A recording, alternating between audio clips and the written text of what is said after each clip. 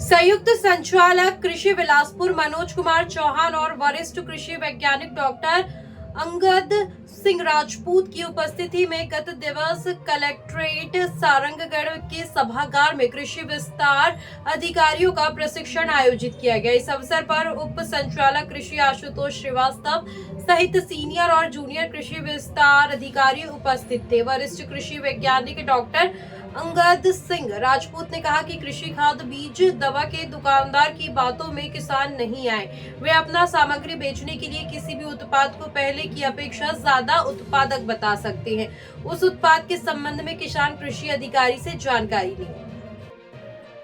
प्रशिक्षण को संबोधित करते हुए मनोज चौहान ने कहा कि कृषि विभाग किसानों के सहयोग के लिए है और कृषि विस्तार अधिकारी REO अपने क्षेत्र में किसान को सहयोग प्रदान करने के लिए कृषि विभाग की स्थानीय अधिकारी हैं। श्री चौहान ने जिले के सभी REO को सरकारी समितियों के खाद बीज के भंडारण वितरण के संबंध में जानकारी ली और शीघ्र मांग के लिए आवेदन करने कहा, ताकि जो किसान वंचित हो गए हैं उनको समितियां में अतिरिक्त के रूप में रखे गए खाद बीज उपलब्ध कराए जा सके।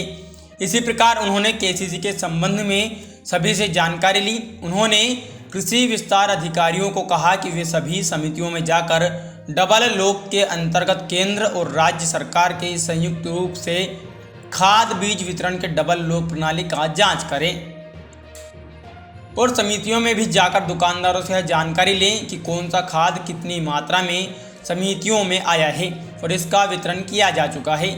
उन्होंने पिछले वर्ष की मांग और इस वर्ष की मांग की तुलना करने के लिए REO को निर्देश दिए। श्री चौहान ने कहा कि खाद बीज के पोस मशीन और ऑफलाइन खरीदी का भौतिक सत्यापन करें। चौहान ने बीज के अंकुरण टेस्ट बताते हुए कहा कि एक कपड़े में बीजों को बांधकर 24 घंटे रख देना चाहिए और 24 घंटे के बाद में अंकुरण की स्थिति से बीज का पता लगाया जा सकता है कि बीज की उत्पादक क्षमता कितनी है। उन्होंने सॉइल टेस्ट के परीक्षण को पूरा करने के लिए कहा।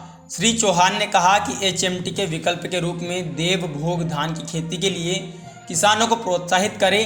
अन्य धान की अपेक्षा देवभोग धान का प्रति हेक्टेयर उत्पादन क्षमता अन्य से अधिक है।